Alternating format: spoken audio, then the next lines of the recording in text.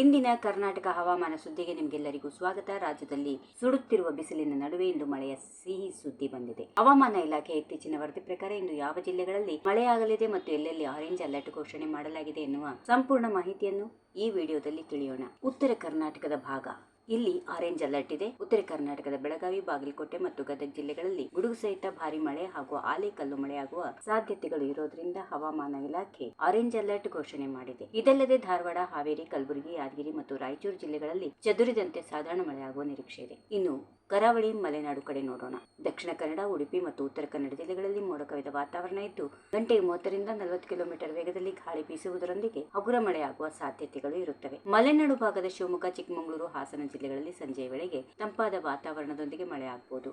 ದಕ್ಷಿಣ ಒಳನಾಡು ಹಾಗೂ ಬೆಂಗಳೂರು ಈ ಕಡೆ ನೋಡೋದಾದ್ರೆ ರಾಜಧಾನಿ ಬೆಂಗಳೂರಿನಲ್ಲಿ ಇಂದು ಮಧ್ಯಾಹ್ನದ ನಂತರ ಮೋಡ ಕವಿದ ವಾತಾವರಣ ಇರಲಿದ್ದು ಸಂಜೆ ಅಥವಾ ರಾತ್ರಿ ವೇಳೆಗೆ ಹಗುರ ಮಳೆಯಾಗುವ ಸಾಧ್ಯತೆಗಳಿವೆ. ಇಂದು ಬೆಂಗಳೂರಿನಲ್ಲಿ ಗರಿಷ್ಠ ತಾಪಮಾನ 36 ಡಿಗ್ರಿ ಸೆಲ್ಸಿಯಸ್ ಆಸುಪಾಸಿನಲ್ಲಿ ಇರಲಿದೆ. ಕೊಡಗು ಮತ್ತು ಮೈಸೂರು ಭಾಗದ ಕೆಲವು ಪ್ರದೇಶಗಳಲ್ಲಿ ಗುಡುಗು ಸಹಿತ ಮಳೆಯಾಗುವ ಮುನ್ಸೂಚನೆ ಇದೆ. ಮಳೆ ಬರುವ ಸಮಯದಲ್ಲಿ ಗುಡುಗು ಮತ್ತು ಮಿಂಚಿನ ಬಗ್ಗೆ ಎಚ್ಚರ ಇರಲಿ. ಗಾಳಿ ವೇಗವಾಗಿ ಬೀಸುವುದರಿಂದ ಮರದ ಕೆಳಗೆ ಅಥವಾ ವಿದ್ಯುತ್ ಕಂಬಗಳ ಹತ್ತಿರ ನಿಲ್ಬೇಡಿ. ಪ್ರವಾಸ ಮಾಡುವವರು ಹವಾಮಾನ ಇಲಾಖೆ ಅಧಿಕೃತ ವೆಬ್ಸೈಟ್ ಗಮನಿಸಿ ಪ್ರಯಾಣ ಬೆಳೆಸುವುದು ಉತ್ತಮ. ಸ್ನೇಹಿತರೆ, ಇದಾಗಿತ್ತು ಇಂದಿನ ಕರ್ನಾಟಕದ ಮಳೆಯ update.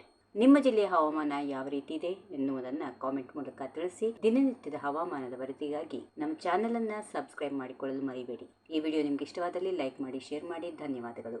If you like this video, ಬೇಗ ಲೈಕ್ ಮಾಡಿ, ಕಾಮೆಂಟ್ ಮಾಡಿ, ಶೇರ್ ಮಾಡಿ ಹಾಗೂ ಯೋಯೋ ಟಿವಿ ಕನ್ನಡವನ್ನು ಸಬ್ಸ್ಕ್ರೈಬ್ ಮಾಡಿ.